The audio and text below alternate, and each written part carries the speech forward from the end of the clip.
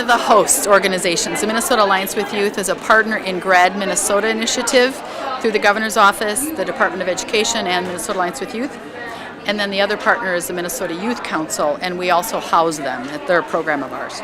They were chosen because all of them are enrolled in the AVID program, and we thought they would be a very good representation of our students, and that they would also be willing to speak if they were asked a question.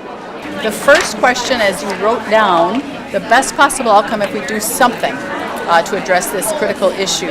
Who would be willing to share first? Gilbert? The ultimate goal or the ultimate outcome of what we want would be the graduation rate to be above 90%, to be almost at 100%. But you would really need someone to help you with that, wouldn't you?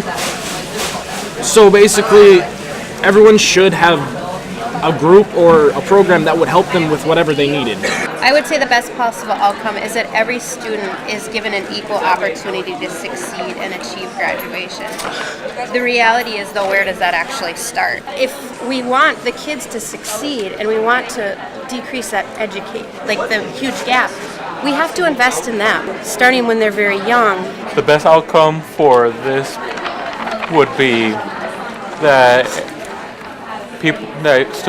students will be given the chance to graduate. I said that it would be 100% people graduating, then they might think about going to college. And mine basically was very similar to what many of you just said. I said that all is bold, black, not just a few, but all young people would have the opportunities to learn, to contribute, to lead, ultimately graduate, be prepared for post-secondary success, work, and life.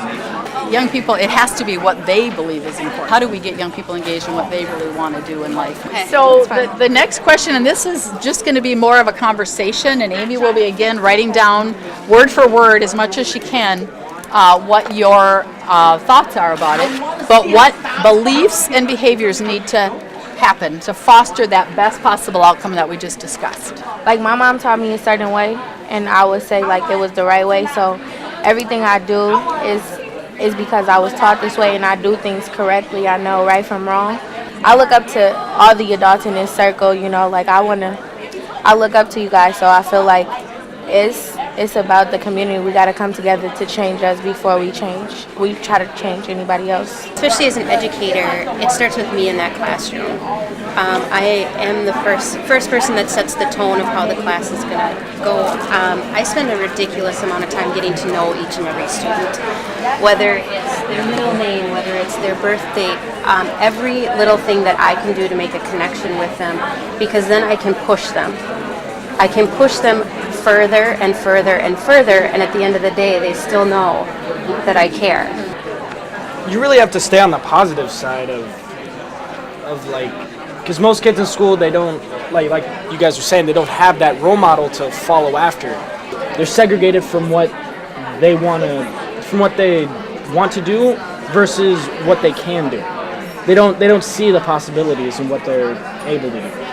The last question that we have about 15 minutes to talk about is really, again, what are the actions now, strategies that will foster or that will produce those best outcomes that we talked about at the beginning?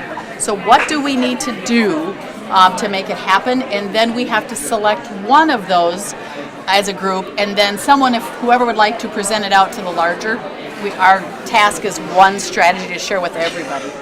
So with that, I'm going to throw the apple to whoever would like to start with the action strategies that will produce those best outcomes. Go, Gilbert. I really think to get the best strategy that I think to get people motivated and get them to do what they want to do to get them for a better future is positive reinforcement. I think strategies we could take is students reaching out to other students. I like the idea of mentoring and everything that has to go with it.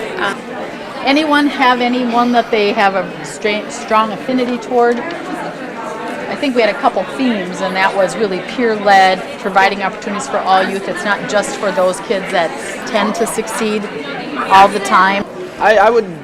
What Shay was saying, the peer-to-peer one is to have, because if you're a student in school and you're struggling or whatever, you might be embarrassed to ask a teacher, well, I need help, please can you help me? versus one of your friends or a classmate like, hey, you understand this? Come help me with it. It's more informal if you want to go there. It's informal more, and they feel more comfortable for that.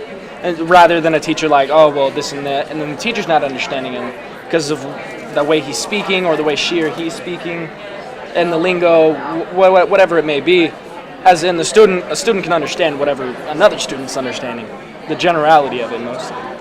I personally think the best part of the day was seeing how much the Minnesota is taking charge of children's education at school and seeing what they have planned, and hopefully they do something about it. My favorite part of the day was when we got to voice our own opinions in the small groups, where we actually got a chance to describe what we think was right or we thought was correct, and to actually it be heard. My favorite part of today was kind of like what Gilbert said, getting to know everybody, listen to everybody's stories, knowing that everybody kind of got the same similar stories, that everybody trying and we all came together and we trying to be successful. My favorite part of the day was hearing everybody's stories and seeing how a lot of students want to graduate and being able to give the teachers our input and talking to them and knowing that what our ideas will be shared and they're thinking about it. So I think you guys should start rewarding students who are not doing as well as the students who are doing as well, versus like